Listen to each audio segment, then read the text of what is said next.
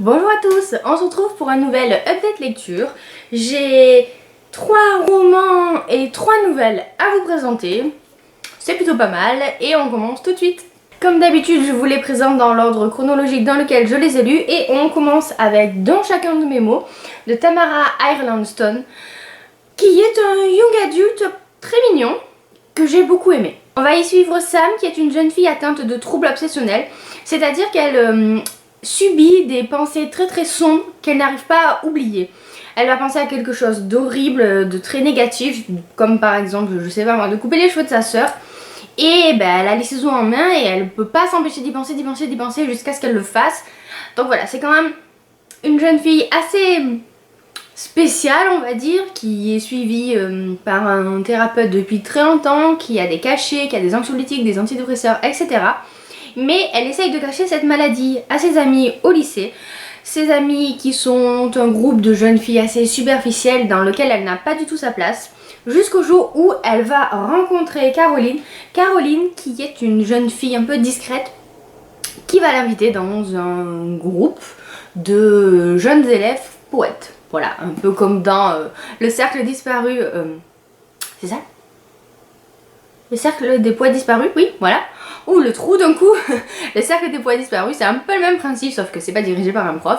Enfin bref, ce sont des jeunes qui se retrouvent pendant les pauses déjeuner, etc. dans un local pour écrire des poèmes sans se juger les uns les autres. Poèmes, slam, plutôt slam je dirais, mais bon, voilà. Et c'était vraiment très intéressant, j'ai beaucoup aimé ce questionnement de Sam sur... comme d'habitude dans ce genre de roman, quelle est la place qu'on peut avoir quand on a 16-17 ans dans un lycée où l'échelle sociale est très importante. Et puis moi, vous savez que j'aime quand ça traite de maladie mentale. Et là, je m'attendais pas à ça en fait, parce que la 4e de couverture laisse penser qu'il s'agit d'une romance ou alors je sais pas, d'un young adulte un peu tout rose comme la couverture, mais au final pas du tout. C'est beaucoup plus profond qu'il n'est paraît à cause justement de la maladie de Sam. Et c'était bien tourné, c'était bien fait, bien ficelé, j'ai bien aimé, voilà. Je le conseille à ceux qui aiment ce genre de lecture. Je pense que ça peut vous plaire. C'est pas mal. J'ai deviné la fin un peu avant la moitié du roman. J'avais des doutes et voilà, ils se sont confirmés. Mais ça m'a pas empêché d'apprécier ma lecture parce que bon, jusqu'au bout j'ai eu des doutes et je trouve ça plutôt pas mal comme histoire et voilà, j'ai bien aimé, je lui ai mis 4,25 sur 5 donc c'est que j'en garde un bon souvenir. J'ai ensuite lu là aussi en service presse Living Amarillo de Casey Quinn que j'ai bien aimé mais sans plus. En fait, j'avais vu beaucoup de gens qui l'avaient adoré ce roman, qui ont eu des coups de cœur et... je pense que j'en attendais un peu trop. Et j'ai bien aimé, hein. Attention, j'ai passé un bon moment de lecture.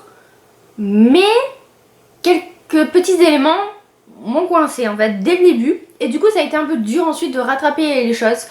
On va suivre 3 musiciens hein, qui font partie du même groupe. Il s'agit de Gavin,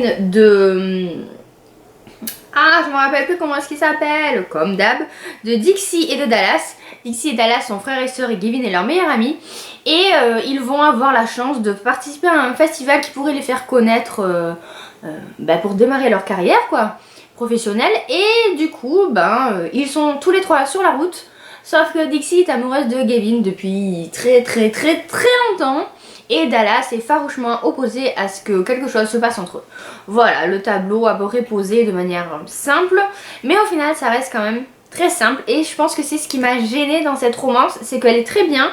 Je pense que pour ceux qui ne sont pas habitués à lire beaucoup de romances, ça pourrait être un bon début, ça pourrait être une bonne lecture, mais il m'a manqué un petit quelque chose. J'ai trouvé qu'il n'y avait pas d'originalité et que quasiment toutes les scènes qu'on voyait c'était cliché. Et puis en fait ce qui m'a le plus gêné et ce qui m'a empêché de m'attacher au couple et à leur relation, d'avoir envie en tout cas que cette relation naisse et qui m'a pas fait rêver forcément, c'est que j'ai trouvé, je suis désolée pour la luminosité là, le soleil est caché, c'est que j'ai trouvé que tout était un peu trop facile entre Gavin et Dixie. C'est-à-dire qu'il n'y a pas vraiment d'obstacle entre eux. Et en fait, j'avais l'impression d'avoir raté quelque chose parce que dès le début, on nous met tout de suite dans l'histoire. On nous dit tout de suite que Dixie est amoureuse de Gavin depuis 100 ans, quoi. Mais on n'a pas le temps de commencer à les apprécier, à les connaître, que tout de suite, il y a des choses qui se passent. Et là, clairement, j'ai eu l'impression d'avoir manqué soit un premier tome, soit, je sais pas moi, une nouvelle, quelque chose pour nous introduire leur relation à tous les deux. Et donc du coup, ça m'a empêché ensuite de me projeter avec eux dans leur relation. Je sais pas si vous comprenez ce que je veux dire. Et ça a été un gros point négatif du roman. Après, j'ai bien aimé, hein, attention. Mais, voilà, pas vraiment d'originalité à mon goût. Rien pour se démarquer réellement de ce roman, donc je sais pas, j'ai aimé, mais sans plus, vous voyez. Je lirai quand même bien la suite parce que le deuxième tome est sur Dallas et j'ai envie d'en savoir un peu plus sur lui. Et surtout, rien n'est résolu entre Dixie et Gavin dans ce premier tome et qu'il faut attendre le troisième tome pour revenir avec eux et savoir la fin de leur histoire. Donc voilà, bien sûr que j'ai envie de connaître la suite, mais sans plus. J'ai ensuite lu, là encore en service presse, je vous ai dit j'ai enchaîné tous les services presse parce que bon j'étais grave à la bourre, L'épouse insaisissable de Callie Hutton, qui est donc le nouveau roman de la nouvelle collection de Charleston, qui est la collection Diva, et il s'agit de romance historique. Ici c'est l'histoire de Olivia qui se retrouve dans un mariage arrangé avec le comte de Coventry, donc Jason. Sauf que celui-ci est arrivé complètement bourré à leur mariage parce qu'il n'avait pas du tout envie de se marier et qu'il ne se rappelle même pas de sa femme puisqu'il est parti le lendemain matin très tôt sans même la revoir. Et voilà, il veut demander l'annulation, sauf qu'elle est très mécontente et qu'elle ne compte pas se laisser faire. Et elle retourne à Londres pour profiter de la saison londonienne. Et elle va tomber sur son mari alors que lui-même ne se rappelle même pas qui elle est. Et au final, on voit qu'il se passe des trucs plutôt marrants. Mais là encore, ça ne l'a pas fait pour plusieurs raisons. Déjà, j'ai trouvé que c'était un peu long parce que on a le point de vue d'Olivia, on a le point de vue de Jason. Et normalement, c'est quelque chose que j'aime bien, cette alternance des points de vue. Mais là, c'était pas très bien utilisé. Parce que on avait deux fois la même chose, c'est-à-dire qu'ils allaient se parler, ils allaient avoir un dialogue, et ensuite on a, je sais pas moi, 3 pages sur Olivia qui analyse ce dialogue, et juste après 3 pages sur Jason qui va analyser ce même dialogue. Ça pourrait être intéressant de confronter leurs points de vue, mais ça l'est pas parce que c'est sans arrêt répété. Et du coup voilà, on a un peu l'impression que l'histoire, notamment les personnages et leurs ressentis tournent en rond, et c'est dommage. J'ai eu un peu de mal aussi avec la traduction parce que comme je le redoutais, les éditions Charleston ont acheté les droits aux éditions Ada, qui est une maison d'édition canadienne. Et le problème c'est que les traductions canadiennes sont un peu vieillottes, le style est un peu étrange. Et là, ça s'est retrouvé. Alors c'est pas non plus flagrant, mais c'est vrai que quand on a l'habitude de lire de la romance historique, il y a des termes qu'on retrouve pas. Par exemple, je sais pas moi, Jason il va parler de son père, il va dire mon paternel. C'est un peu bizarre, pour parler du conte ils vont dire sa seigneurie. Des choses comme ça voilà, qui sont pas dérangeantes en soi, mais qui quand même m'ont un peu embêtée pendant ma lecture. Du coup, je suis un peu embêtée parce que c'est vraiment dommage. Ce roman avait de quoi réellement attirer ma curiosité et mon attention parce que le résumé était très intriguant et que c'est totalement le genre d'histoire que j'aime.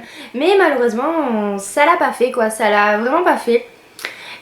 Je dis pas que j'ai passé un mauvais moment de lecture parce que quand je lisais une fois que je l'avais en main, j'étais bien contente de le lire. Mais vous voyez, c'est pas le genre de roman auquel vous allez penser pendant la journée, vous avez hâte de rentrer à la maison après le travail pour le lire. Pas du tout, il était posé sur la table et c'est pas que j'avais pas envie de le continuer, mais en tout cas c'était pas une de mes priorités quoi. Du coup, vrai bilan en demi-teinte pour celui-là, j'ai moyennement aimé. Je vous montre ma liseuse parce que j'ai ensuite lu 3 nouvelles en e-book, 2 gratuites qui étaient disponibles sur Amazon et une troisième pas gratuite mais toujours en relation avec la même série, puisque j'ai lu 3 nouvelles concernant la série des Chroniques lunaires de Marissa Meyer. J'ai d'abord lu Il était une fois Cinder et l'Armée de la Reine, qui sont deux nouvelles très courtes, je crois qu'elles font une cinquantaine de pages, et qui parlent respectivement de Cinder et de Lou, que j'ai bien aimé, c'était intéressant. Lou, j'ai un peu moins aimé dans le sens où, quand on le voit, en fait on le voit intégrer l'Armée de la Reine, et c'était pas mal, mais il était quand même tellement différent du personnage qu'on connaît que j'ai eu du mal à le retrouver. Par contre, j'ai beaucoup aimé la nouvelle sur Cinder parce que là pour le coup c'est très important quand Cinder intègre pour la première fois sa nouvelle famille et se voit en tant que cyborg aussi à l'âge de 11-12 ans. C'était assez intéressant, ça pour le coup ça m'a vraiment beaucoup plu et ça m'a permis de me remettre dans l'univers de cette série que j'avais mis un peu de côté forcément en attendant la sortie de Winter et ça m'a fait beaucoup plaisir. Et comme j'étais partie dans ma lancée, j'ai aussi lu Levana qui est le préquel à la série. Préquel oui et non parce qu'il vaut mieux je trouve l'avoir lu entre le tome 3 et le tome 4. On va y suivre Levana qui est on va dire la méchante de l'histoire, la méchante belle-mère hein, comme on dirait. Et on va la découvrir à l'âge de... ça commence vers quand elle a 15 ans jusqu'à... quasiment jusqu'à ce qu'elle soit la Levana actuelle. Hein. Et pour le coup là c'était vraiment intéressant, c'est une nouvelle qui fait dans les 250 pages. Et on apprend plein de choses sur Levana. C'était vraiment très intéressant de la voir plus jeune, de voir une partie d'elle un peu plus innocente, même s'il faut pas croire que c'était pas non plus un ange, bien au contraire.